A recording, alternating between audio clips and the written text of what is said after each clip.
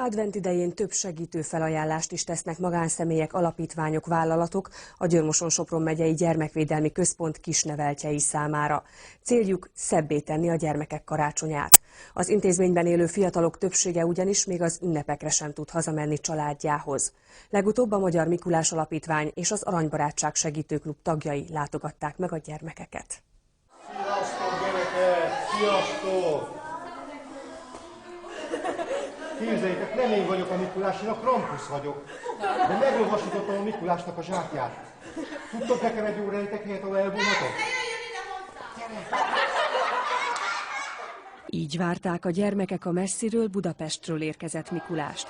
Az 1990-ben alakult Magyar Mikulás Alapítvány tagjai a Győr-Moson-Sopron megyei gyermekvédelmi központ soproni neveltjeihez jöttek, hogy egy kis vidámságot és kis édességet hozzanak számukra.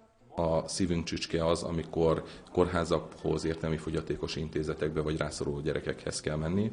Nekem az egyik nagy álmom az, hogy minden kórházba és minden rászoruló helyre eljusson a Mikulás, és idén találkoztam az Aranybarátság Segítőklubba, és ebben kezdtünk el kooperálni, és ők teremtették meg a jótékonysági vacsorával, például ennek a jelenlétnek is az anyagi hátterét. Tehát ők csináltak egy jótékonysági vacsorát, aminek a befolyó összegéből vették a csomagokat, és tudtunk eljönni Mikulás hozni ide is. Zír, zúr, zuragó, sziszeg a szél, hulla-hó. Zír, zúr, zuragó, ragyog a sok hógolyó. Zír, zúr, zuragó, játszani, jaj de jó. Zír, zúr, zuragó, áll be közénk tillópó. Magyarországon fél éve jött létre a Vonzás Törvénye Egyházának Aranybarátság Segítőklubja, amely egy jótékony vacsorát hirdetett. Az itt befolyt összeg egy részéből érkezhetett Sopronba a Mikulás. Az a célunk, hogy ne zárjunk ki senkit.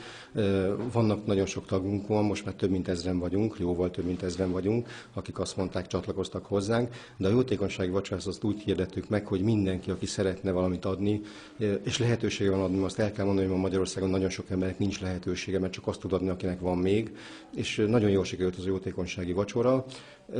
Ez alapján kerültünk ide, illetve megyünk majd kórházba, és megyünk majd, nem is tudom, azt hiszem, hogy hajléktalan óvodába is fogunk eljutni. Tehát ezt mind ezekből tudtuk megteremteni. Advent idején több felajánlás is érkezik a Gyermekvédelmi Központ számára. Mozi és színházjegyek, pénzadományok, tárgyi felajánlások, ünnepi ebéd meghívások is szebbé teszik a gyermekek ünnepét. Az intézmény neveltjeinek többsége ugyanis még karácsonykor sem tud hazamenni családjához. A karácsony az alapvetően egy családi ünnep, a mi gyerekeink mögött pedig nincsenek nagyon családok. Pontosabban van családi háttér biológiai értelemben, szociális értelemben ez már kevésbé mondható el. A kapcsolattartás során azért hazamennek gyerekek, tehát nem teljes létszámmal vannak itt, de sajnos a gyerekeknek a többsége karácsonykor sem tud hazamenni, mert nincs hova. Úgyhogy mi látjuk el a családnak a szerepét ilyenkor is, és ezért különösen jó, hogy mások is meglátogatnak minket, és a gyerekek ilyenkor azt érzik, nem csak ugyanazokat az arcokat látják állandóan, hanem látnak sokféle más embert is, akik segítő szándékkal jönnek. A gyerekeknek ez fontos, érzik is és értik is ennek a jelentőségét. A szakemberek szerint sok adományozó egész évben gondol a fiatalokra. A Rotarax fiataljai például önkéntes munkával segítik a gyermekek iskolai felkészülését.